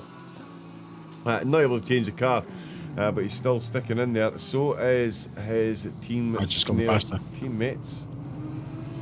Nigel Woodcock 41.242, and that does look like Craig Winter is still out on track setting times in the BMW, and Marius Fredriksson is about to go quicker as well. Very quick, in fact. Why is that doing that? P4. It's a great job. So Marius is part of Samantha Tan Racing. He is one of the engineers for them. So that's how we know him. He comes there we go. So there you go. So he does a lot of engineering work for the Samantha Tan guys and girls. So great to see. Badger is still out on the lap, going to finish now. So he is 3/10 up on this lap, so that's going to put him closer to Shogun. Shogun had a bit of a struggle in this quali, so he's actually P5. Obviously the ballast affecting that Mercedes in a negative way. So it'll be interesting to see how he can move forward. The Mercedes here just is ridiculously quick. I mean, it doesn't have a hitbox pretty much at the front of the car, so it just glides over curbs. A bit like the Bentley in 1.7, which I know all too well.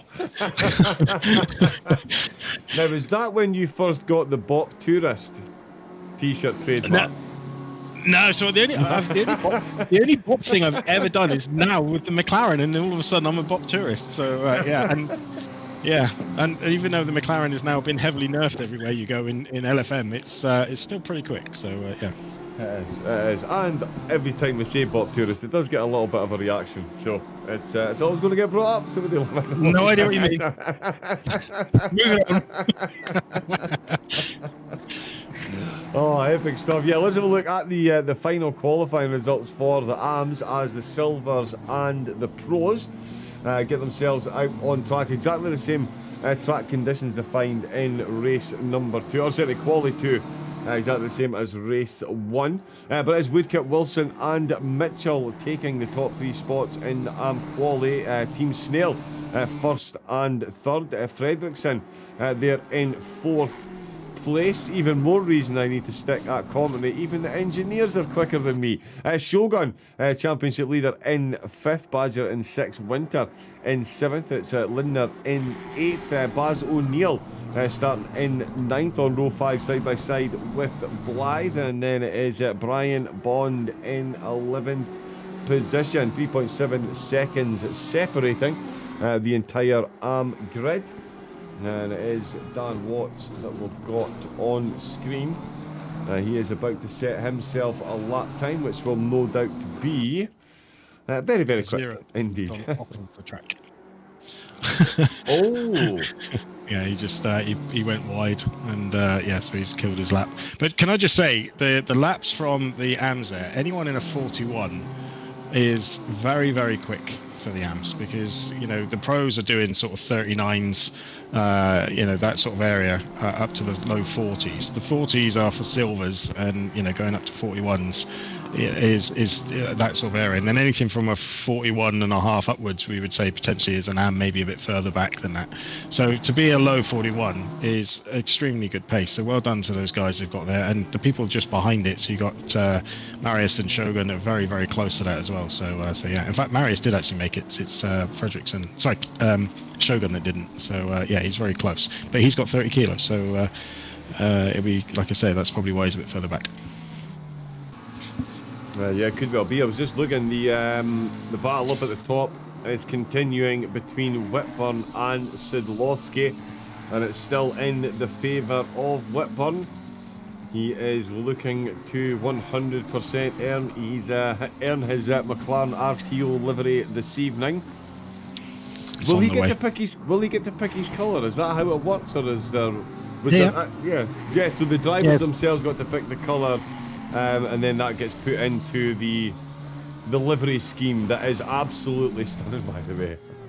Yeah, Refs does our livery, so you know, and the videos that you see promoting RTO, that's all down to Refsvic. So thank you again, Mr. Refs, who's had a bit of a long day today, as we said. So he's decided to head off from racing. But he, how it works is the idea of you seeing on the track, you see an RTO car and you see the colour, you'll know who it is. So I run purple, Refs runs yellow, Dan green, for example, and so on and so on.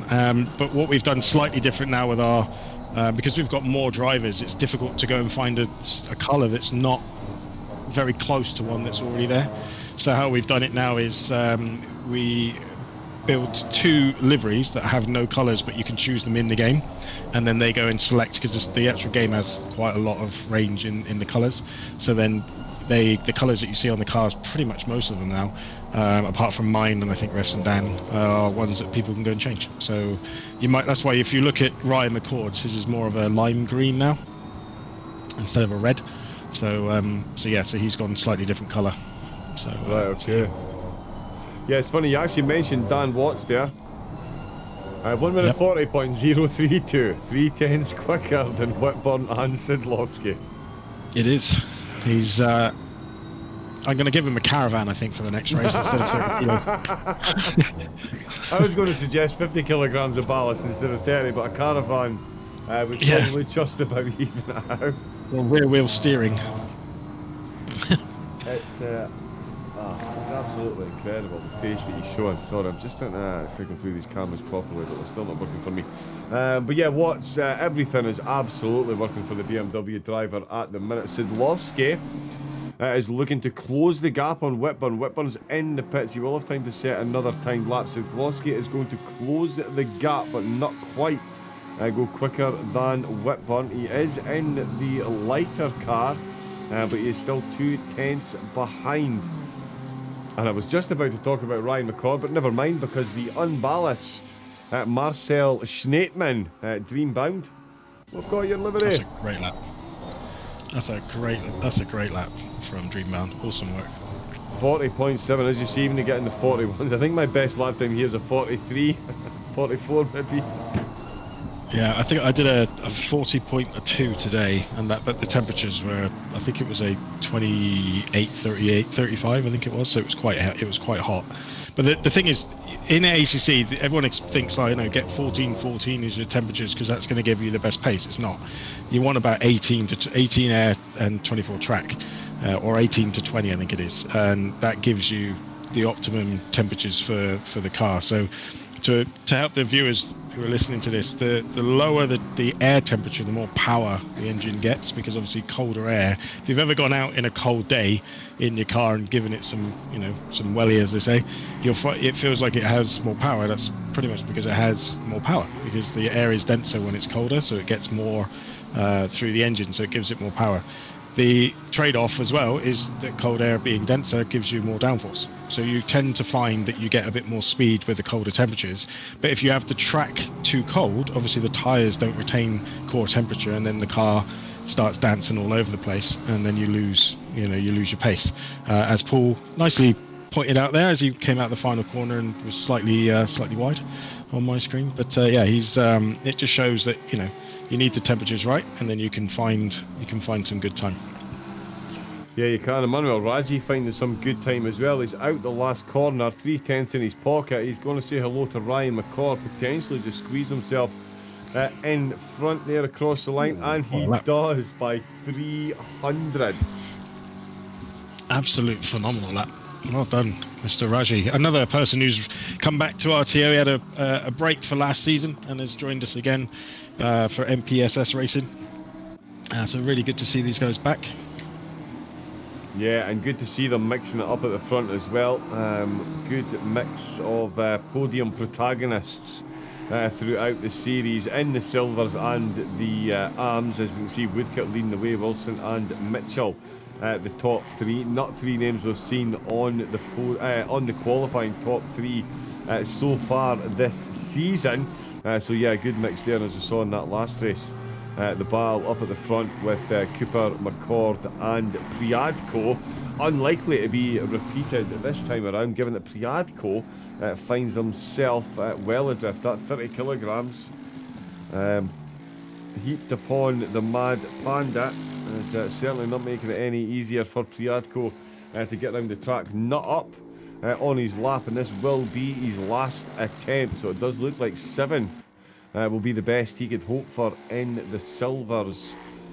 Certainly in qualifying, it's going to take. Oh, never mind. Yeah, he's got really sideways. He's binned his lap. Yep. Yeah, he got really sideways there. Yeah, the Panda will be back eating some bamboo very shortly there. Straight back into the pits. Richard Gasson, though, he's up 2 tenths on his lap. He's to Nick Cooper, but Cooper's up 2 tenths as well. And he's literally behind him. So this is going to be interesting. Gasson's going to pop up in front of Nick, and then I think Nick is about to take it straight back. So yeah, there you go. So yeah.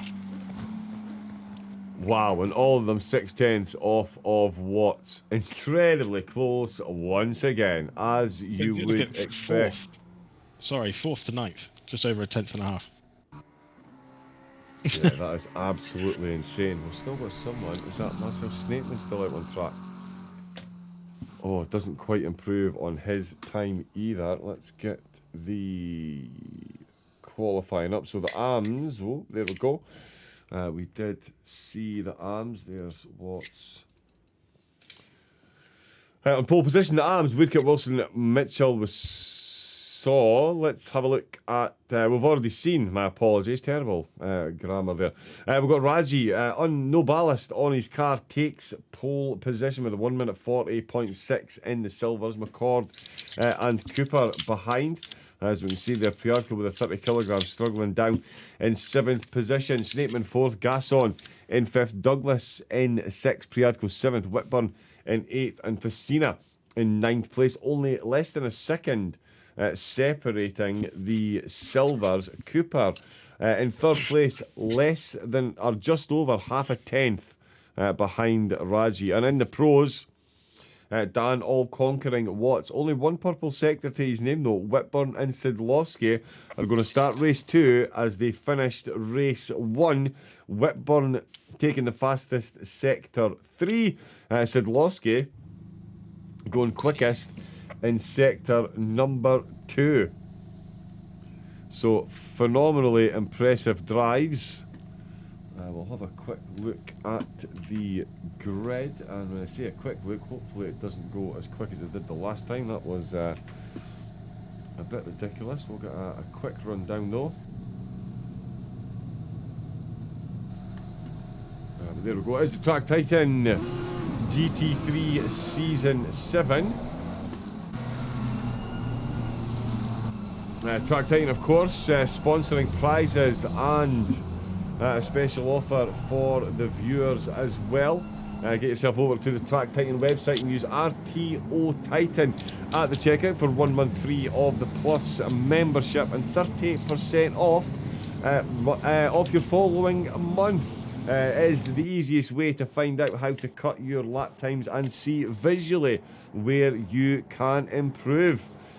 I'm not sure where we could find any improvement for Dan Watts. Will he make it back-to-back wins? It's going to be Whitburn, newest addition to the RTO team.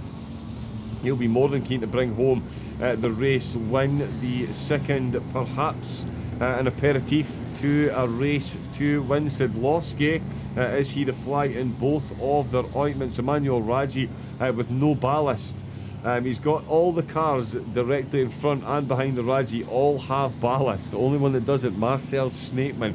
So Emmanuel Raji off the start line could be flying, and it's Dan Watts foot down on as Whitburn's got an absolute fly around the outside. Once again, the two of them are going to go side by side through turn number 1 and into the first chicane, and Tamburello, the Audi, follows the outside line of the Mercedes. Oh, there's a bit of a wiggle there from Watts in the BMW. He's managed to steady it on the exit, and Emmanuel Raji, despite having no ballast, has managed to get lose the position to Ryan McCord. Oh, and he's down. Emmanuel Raji is taking a bit of contact there. He was just in the middle lane, and he's going to manage to get back on through the second chicane. That's Chris Wilson in the arms that finds himself with Raji now just behind him. Shogun up 2 positions as well, it looks like, from the start. So it's all been happening down in the arms as well. Oh, and we've got a Ferrari suddenly dropping by the wayside. It's not live. And it's not. Oh, it's Baz O'Neill and Brian Bondi for the coming together through Toza, and they now find themselves down at the back of the pack. But it's Matt Whitburn who finds himself in the lead of the race.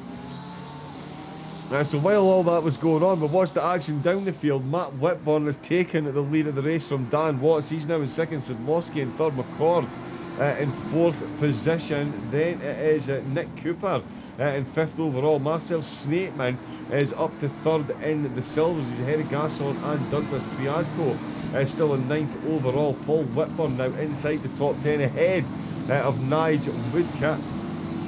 And again, the technology has left me a bit short on data there. So let me just see. So this was the incident in the arms further down the field. Daniel Zlatnik almost coming a cropper, but it is the BMW once again of Wilson who finds himself wavered on lap 1 through the second chicane. Oh, and he's clipped Facina there, and that is the incident, between Bond and O'Neill. And there was another incident as well, but we'll keep an eye on the running order. We didn't get that overtake, unfortunately. Speaking of overtakes, RTO teammates going at it. Oh, and there was a slight bit of contact there as Ryan McCord comes up on the battle between his 2 pro teammates and very nearly collects himself a scalp for his trouble there. A concertina effect between Sidlowski and Watts has let McCord right in the door. Not only that, Nick Cooper is looking to make a move as well as the exit Toast and head down towards Aqua Minerale. It's Nick Cooper got the inside leg. And Paul Sidlowski absolutely swapped. Marcel Snapeman got VIP front row seats to this one. Oh, as Nick Cooper ends up running wide, he's taking a void in action with the cars ahead. Cooper finds himself off the track. He's now dropping positions. Here comes Gasson and Douglas. Priadko is going to get gifted a couple of positions here as well. The arm's getting very close just behind Priadko. Oh, finds himself all over the curves, but he is now ahead of Cooper. Oh no, sorry, that's Whitburn that's just behind him. Who do we have? That is Raji making his way back through the field as well. It is all action, all of the opening lap. That is nice woodcut where there is Emmanuel Raji back up a couple of positions so far. Whitburn is going to end lap number 1 in the lead of the race. Dan Watson second. McCord is ahead of teammate Sidlowski, the silver driver, up on a podium position, but it's Sidlowski looking for a move. No, he's not. He was too far back there. He signalled out of the slipstream. Gasson looking for a move at the turn. No, he's not actually. He's fending off as we see Douglas getting a bit lively on the curbs. And that is a bit too lively. Nick Cooper is going to say thank you very much. We've seen how quick Nick can be. Dropped down the order as he comes in at the second chicane. It is McLaren v McLaren. And here comes Andrew Priadko. Now we saw how quick he was in race number 1. And the silver drivers are really going to be gifting him positions here. If he gets any overtakes, the 30 kilograms of ballast really slowed them down in qualifying. But the rest of the drivers are now slowing themselves down and bring Priadko right into the hunt. McCord in the hunt for an overall podium as well as a race win in the silver. Snapeman, no ballast, up to second place, and Gasson, no ballast, up to third. Cooper and Priadko 5th and 6th at the minute, and you can see that 30 kilograms really taking its toll on Priadko through Aquamina Rally. Got no exit speed whatsoever. Whitburn all over the back of him, and Cooper really piling the pressure on Douglas. And in fact, Gasson making a mistake out of the final chicane. He's now dropped back 2 positions, so that is going to be a change there. Douglas up 2, Nick Cooper back up 1, and at the end of lap number 2, it is Matt Whitburn with the fastest lap in the opening exchanges, and he's doing a Dan Watts. He's 3 seconds up the road. Watts has got a good 2-second gap back to McCord. No such gap for McCord though, that is for sure. He's got Sidlowski's Audi absolutely parked on the rear splitter of his BMW. Look at the exit speed. Sidlowski so much quicker through that corner there. McCord got the car positioned absolutely perfectly. Sidlowski is quicker, but he's not quite quick enough to find that opening. A couple of penalties coming in there. Baz O'Neill, the AMS are still racing as well. Nice Woodcut is in the lead there. Wilson in second, in fact. Raiden Shogun, who again, another race winner, didn't have the greatest of qualifying. This is a full-on podium battle in the AMS as well. Nice woodcut for Team Snail. It's got Wilson and Shogun directly behind him. Mitchell, who started the race in the top 3, now finds himself in 4th position.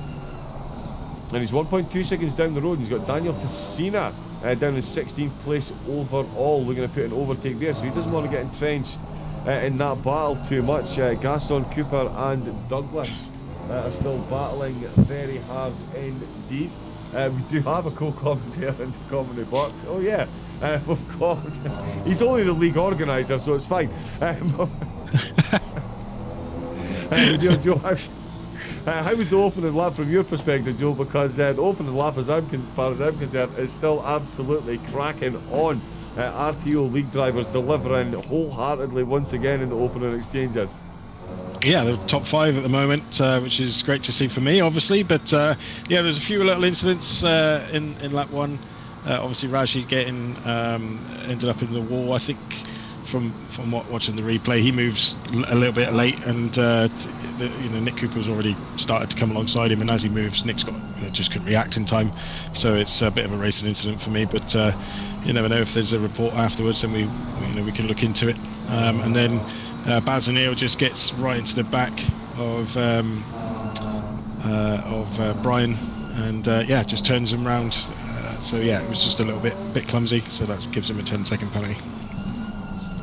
Yeah, there we go. Racing does happen. It's amazing how quickly the slipstream can catch you out. Like, as I've been finding with my excursions into the oval racing, I talk about it a lot. When you've got one car behind another, you're both moving quicker. If you've got 3 cars, it's 4 cars. It's even quicker. When you're going 20 deep in lap 1 into turn 5 with cold tyres, it's so easy just to make that it's not even a misjudgment. It's just, yeah, Yeah. It's just the circumstances catching you out, and there's certainly nothing malicious there. Just a misjudgment and a little slap on the wrists. Yeah, I mean, we have a driver briefing before every race, which is mandatory for the drivers to attend. It's not just so that I can, sing songs at them or Because you anything. love to It's so sing that, your own voice. There Exactly. is a purpose to it, yeah. yeah, and it's also so the drivers can bring up anything from previous races or anything that they think that we can do better. So it's it's a learning curve for us as well as a group of community owners, and wanting to put on a good show for you guys watching. So it's a good place for them to come in and give us an idea of what's going on. But one of the things we went through is in the first lap, if you've got a load of cars in front of you, you're not braking at the same point you would normally do if you're you're on a hot lap. You've got to take into consideration that reaction times for the person braking, it's going to concertina and end up you braking 5, 10, 15, maybe even 20 meters earlier than you normally would, because of the amount of cars that are in front of you. So it's things like that. But some things are just unavoidable. People start losing it in front of you, and there's a whole road of, you might have too wide in front of you, and it covers the car that's maybe sideways. They all brake, and then you just don't react in time, and then end up in the back of the guy in front of you. So yeah, it happens. It does happen. But it's something that we tend to do here. Obviously, we get rid of drive-throughs and SG30s and things like that, and give time penalties, and then just review them after the race. Because obviously drive-throughs and SG30s for track limits and things like that, because this is an enduro game. It's based on the SRO endurance series, therefore enduro races those penalties. So yeah, and as we're watching, we've got Dreambound all over the back of Ryan McCord. So this is RTO on RTO for the lead of Silvers. Yeah, we've also got a wholehearted three-way battle between Raji, Whitburn and Priadko there. Priadko coming out on the bottom of that particular battle, but that was some full-blooded racing from the three drivers there. Marcel Schneitman, more RTO, and as you mentioned, that hadn't even registered with me because it says DRTN at the top, but yeah, that is top 5 for RTO, if ever Yes. there was a proud team manager. Yeah, absolutely. And Paul's having a good race this race. I think he had a bit of contact in race 1, which put him further back. So this race, he's just managed to keep it a bit clean. In fact, he's all over the back he was over the back of Emmanuel Raji. He's now slipped through. He's now up to P8, so that was a good little move. So coming down into turn 1 now. See if he can go after Nick Cooper and his fellow McLaren drivers as well ahead of him. See if he can pick them up. Yeah, certainly showing some good pace. The cars around them battling hard. They've all got a bit of ballast as well. Whitburn taking full advantage of that fact at the minute. Is Cooper, who is ahead of him with Adam Douglas. Again, these drivers all battling very hard. So too Schneitman and McCord. It's a great battle for the AMs as well. Sorry to cut over you there now. He's got Chris Wilson and Shogun all over the back of him. So this will be good to see if Nige can keep the calm, keep it collected. Make sure, again, like we talked about earlier, keep the car in the right position. Don't lose it. Don't, always keep your exit speed up there. The guys behind him just running a bit wide there. That's going to show a bit of interest to Shogun, who's had to back out of it as they come into the double right-hander. So he lives to fight another day. Yeah, and Shogun showing some phenomenal race IQ there, keeping it out of the side draft, so to speak, on the way through the Aqua Minerale. It would end in tears. Absolutely, the Mercedes driver keen to get himself a race win, but he's on the podium here. Not too shabby a finish considering he qualified down in 6th position. He's got 30 kilograms of ballast, and he's got the race win within his sights. It is a nice woodcut fending them off at the minute. As we've seen him coming through the final corner, we're just on the halfway mark of the race. These races absolutely fly. Yeah, that's why we do it. Oh, it's incredible how quickly they go in. Nice Woodcut crosses the line in the lead of the arms with Wilson in second, Shogun in third. Zlatnik, he's up to 4th position. This could end up strengthening his grip on third in the championship. Full hats off to him. Whitburn, Watts and Sidlowski. Once again, the top 3 in the pros, but it is Whitburn leading the way. Watson himself lapping equilibriously at the moment. The gap there is the eagle-eyed viewers will have seen has stayed pretty solidly at 2 seconds for the last few laps. Look at the Mercedes of Shogun. He really is in this one for the win, but he's not going to do anything crazy. This is what you love to see. Racy drivers that are not afraid to show their game for an overtake, but they're definitely not going to do anything crazy. To finish first, you must first finish, and that means completing all 25 laps of the race. But Whitburn and Watts clear head and shoulders ahead up at the front. Sadlowski 5 seconds down on Watts, and he's got the least amount of ballast between the three, but he's still bringing home a podium. Whitburn's going to bring home a championship strengthening win if he gets this one to the end. 11 minutes to go to decide it there. Cooper and Douglas still battling for position. Raji still hunting down Whitburn, so since Whitburn got that overtake done, Raji certainly not being left by the wayside in the battle for... Oh, now did Whitburn make a bit too much of a mistake there? Let's have a look at this one. In through turn number 1, it's going to be very close. In fact, it's going to be unbelievably close across the start finish lines. Here comes Raji.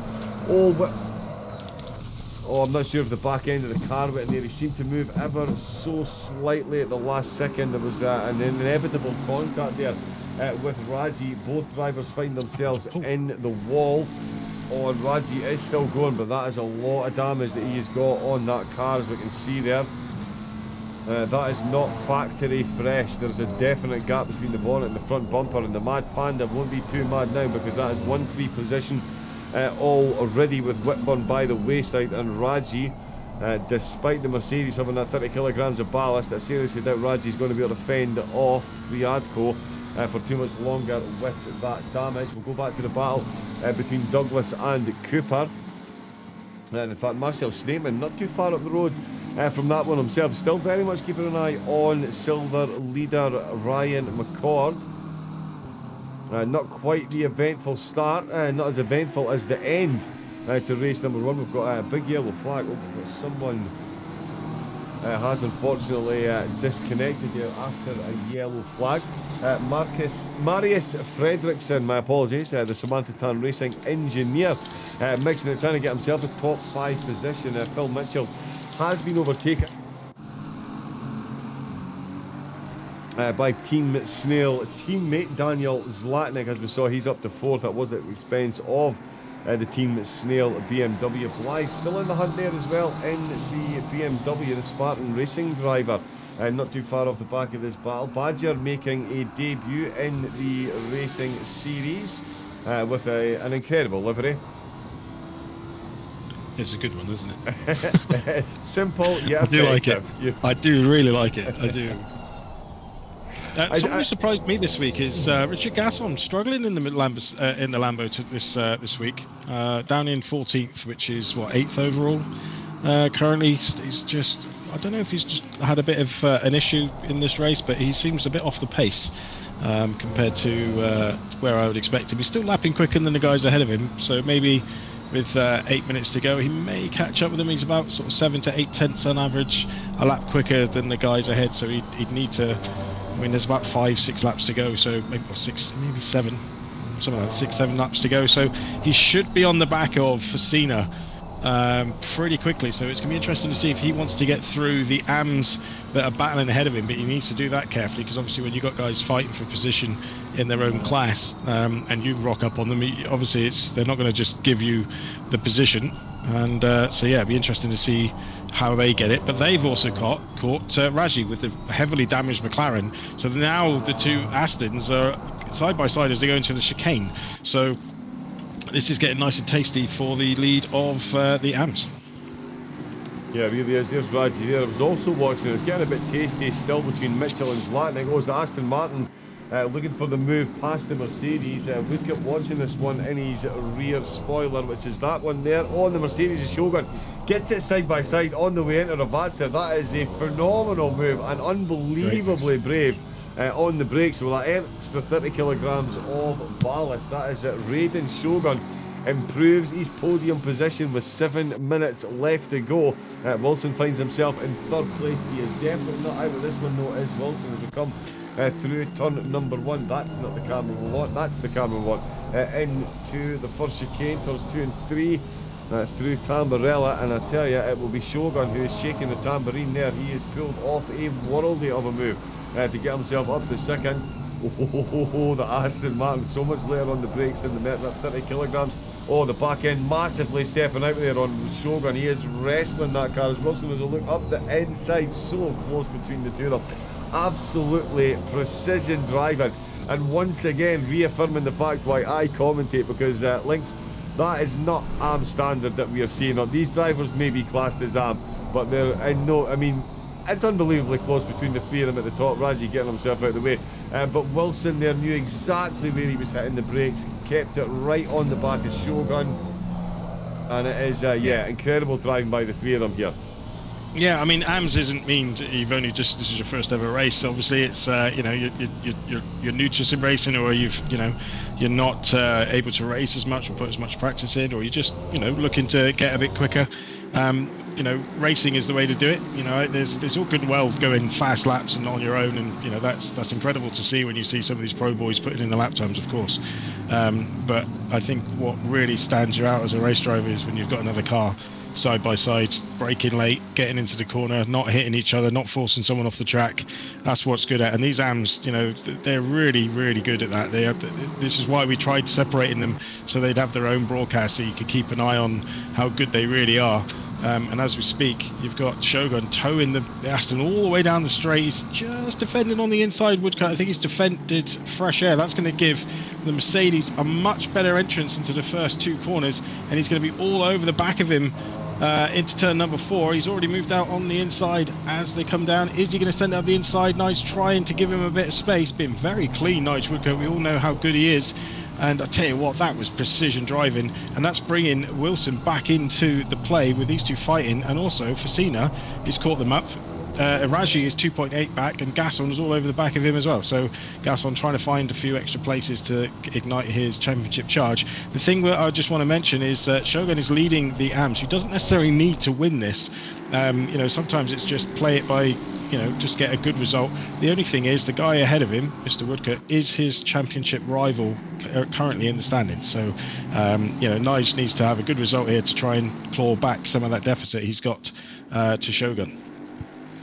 Indeed, and it is playing out wonderfully on screen at the minute with less than 5 minutes to go. Oh, and I tell you what might play out as well, actually. I've just noticed that I was just about to say it's still as you were up at the top, but no, my apologies. That is absolutely fake news. Dan doesn't like finishing second place. Watts has got himself back to within a second of the race lead, so Whitburn is getting a baptism of fire into the RTO team here. Sadlowski chase him all the way to a second place in race number 1. He has now got Watts chasing him down in the closing stages of race number 2. Watts does have the heavier car at the moment, and we'll see how quick that is. Nick Cooper is getting very close as well, and Marcel Snapeman for podium honours in the silvers. Oh my word, these leagues are incredible. All 9 podium positions pretty much in contention at the moment. In fact, Paul Sadlowski has got the safest seat in the house at the moment, and I guarantee he's not happy with his position being so far off the pace. He's 8 seconds down the road. The rest of the podium contenders are looking at him with a bit of jealousy. Oh, drive through for track limits for Marcel Snapeman. That'll be wiped and by Dan the stewards. Watts. And Dan Watts. Wow. So they will be wiped by the stewards. They will get looked at after the race, and time penalties will be added if necessary. So they will be added now as well. So Dan Watts, wow, 5 seconds. That suddenly gives Whitburn surely the win. It would take a colossal misfortune for Whitburn not to bring home the race win here. Watts is quick, and he did win the first race by 11 seconds, but to think he's going to get 5 seconds in the closing 3 minutes. Yeah, you're getting long odds at the bookies on that one. I was going to say, if he does, then it's definitely a mistake, because Matt is no slouch, as we all know. This is such a shame that that's ruined this finish. But if it finishes like this, just to give you an idea, because Dan's got the fastest lap so far this race, and in race 1, he will lead the championship by 1 point. So it will swing from Matt to Dan by 1 point. Wow. Absolutely love it. Yeah, that's incredible. That is absolutely incredible. So I just hope that Matt can finish the rest of the season out, because sometimes work does get in the way, which is why he missed round 2. So I'm hoping that he's able to finish the rest of the season, because it's going to be a ding-dong battle between him and Dan. And it's great to give refs and Dan another challenger to their throne in RTO. So yeah, really good to see. Yeah, it really is good to see. We've got the other Whitburn, actually, Paul Whitburn. He's in the pits, unfortunately. Yeah, he was taken out by Raji. Yeah, so Raji was towing him down the straight and then went to move out and just went straight in the back of him and turned him into a wall. Okay. Might have been a bit of lag, to be fair, I don't know, but on the quick replay that I watched, it was, yeah, it was very clumsy, to be fair. Right, okay. So a clumsy one there, so Whitburn will finish, unfortunately, in the pits. We'll see which one of these drivers is going to finish on which podium position, as the leader is on the final lap. Watts is within 0.6 of a second. Is he going to at least bring home the on-track win? Whitburn's definitely going to have something to say about that. Yeah, sorry, Shogun's all over the back of Woodcote. He's literally coming into the last 2 corners now. It looks like he's going to try and have a look at the inside. No, he just tries to put Nige off. And he has. He's put him off. He's done it again. He's put him off. Yeah. He has. He just had a little look on the way in, and that was enough to make Nige just miss his braking point. And yeah, now Shogun up into the lead. This is great driving from Shogun. Championship drive from the AM driver so far. There is, yeah, we've had an accident for Paul Sidlowski. He is carrying damage in the closing stages. Is he? I've just had a register that he's had an accident. I'm throwing a hammer at the telemetry when we're finished. Matt Whitburn looking to bring home the race win. He's now put a second between himself and Watts, so he's going to get it done on track as well by the looks of it. Still a battle for the silver podium, and Raiden Shogun unsettled Woodcote just enough and got another overtake done in the final corner complex. This one to bring him a back-to-back win, as Joe said. An absolute championship drive. Marcel Snapeman looking to do the same if he can. Can he get himself the race win in the closing stages? They're coming into the final chicane. They're absolutely nose to tail on Snapeman's. Too deep. Yeah. Too deep, and I was about to say that, you know, Nick Cooper is going to be all over the back of this if these two start fighting. He's there as well, so unfortunately Dreambound making a slight mistake into the chicane, just going a little bit too deep, and there you go. He did indeed, and as that was going on, Matt Whitburn, freshest member of the RTO team, he has earned his livery this evening, brings home 2 podiums, and the second one is on the top spot. Not too bad a showing at all. Speaking of not too bad as showing, thank you very much, Matt. Perfect timing. Dan Watts with a 5-second penalty will still bring him second place and the fastest lap. So it's now Whitburn leading that championship by a point. McCord closely followed home. There's the damage from the victory shunt with the fence. Cooper in second, Douglas in third in the silvers, and it is Raiden all-conquering Shogun. Back-to-back wins. Started in 6th position in the AMS. Nige Woodcote in the closing stages. Not able to bring home the race win, but a second place to champ battle between these two. Yeah, it could be close, but Shogun looking to put as much gap between himself and Woodcote as he can. Wilson coming home in 3rd place. In the silver, Snapeman, as we saw, finished in 4th behind Douglas. Priadko in 5th position. There is Matt Whitburn there. Where did we get Priadko in 5th? Facina in 6th with Gasson in 7th. Raji finishing in 8th place. And in the arms, Shogun, Woodcote and Wilson, as we saw, rounding out the podium. It was Mitchell and Fredrickson in 4th and 5th. Blythe in 6th place, Linder in 7th, Badger in 8th, Zlatnik down in 9th position. So not making up places so much in this race, but Zlatnik will still be there or thereabouts. You can absolutely believe that come the end of the season. Green light, go, go, go. And that has just gone away on me. But another phenomenal round number 5. 2 races done and dusted for the Track Titan GT3 Season 7. But before we jump off and get all excited, get the sun loungers, the towels, the sunglasses out, it is Barcelona next. But Joe, couple of technical issues at the start, as you'd expect with any type of racing sim or real. Without them, it just wouldn't feel right. But once again, I mean, as someone that organises this, to see that, like, I talk about season 6 all the time. Make sure you go back on YouTube and watch it. Season 7 has really lived up to the hype and gone beyond season 6. Another incredible round of action tonight, which saw podium positions not decided until the final few corners yet again.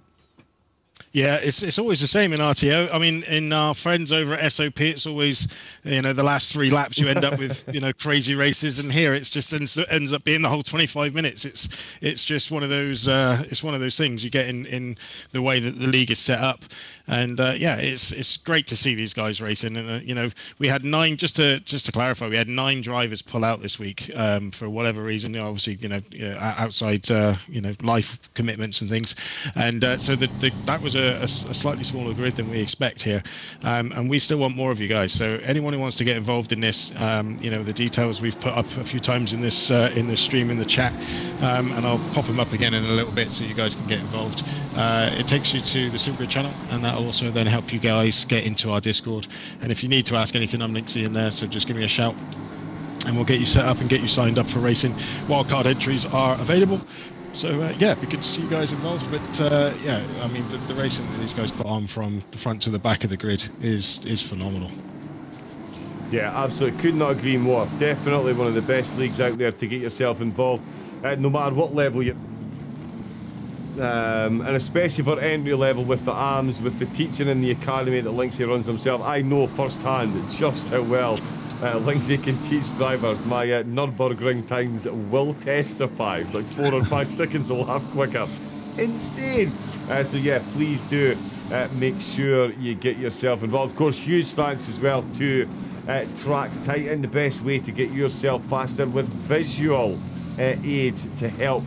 So get yourself over there. The winners of each class, the top 3 in each class, of course, receiving the plus memberships, 3 months, 6 months, and an annual membership for 3rd, 2nd, and 1st in the championships, respectively. And you yourself can take advantage of a phenomenal offer.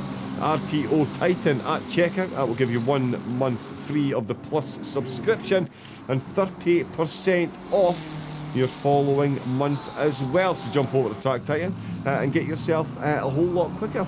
As we see some incredible action with track right through the field. Some really great action. Sorry, John, you go. No, sorry. Just to clarify on that Track Titan thing. Track Titan is something I've used before we were even partnered up with Track Titan. Obviously, you can see it on the RTO cars. We've had them. The team have used Track Titan for about 6 to 9 months now, before we even partnered up with them. And the difference in lap times is insane. I mean, for myself, just to be able to look and see what Refs and Dan are doing differently to me and other drivers in the McLaren that I race, etc., just to see where I'm going wrong. I mean, I found at Mazzano that I now have the 2nd fastest time on the Track Titan leaderboards, and some of the guys at on the leaderboards are the pro drivers. So, you've got people like Tortellini, you've got people like George Boothby, these fast streamers, fast racers. You've got Dan McCormack, who is obviously a Williams Esports driver. They're all on these leaderboards, and you can literally see their inputs from their turning to their gears to the brakes to where they put their car on the track, how much curb they use, don't use, etc., etc. And that's what Track Titan does to make you be able to visualize where you're losing the time to these other guys. And you don't necessarily have to pick the guy at the top of the leaderboard. If you're in a league and say Dan Watts, for example, is in your league, and you think I'm in a BMW and he's half a second a lap quicker than me, or a second or 2 seconds a lap, what's he doing? You can go and find him and see his laps and see what he's doing differently to you guys, so that you can close that gap down. And it is brilliant. A brilliant piece of kit, so definitely get involved in it if you are a sim racer. Yes, there you go. testimony. Yeah, always good to hear that. Happy users, like you were saying with the Luke Addison. Love his setups. So yeah, so good when he was sponsored last season. There's Flint in the chat.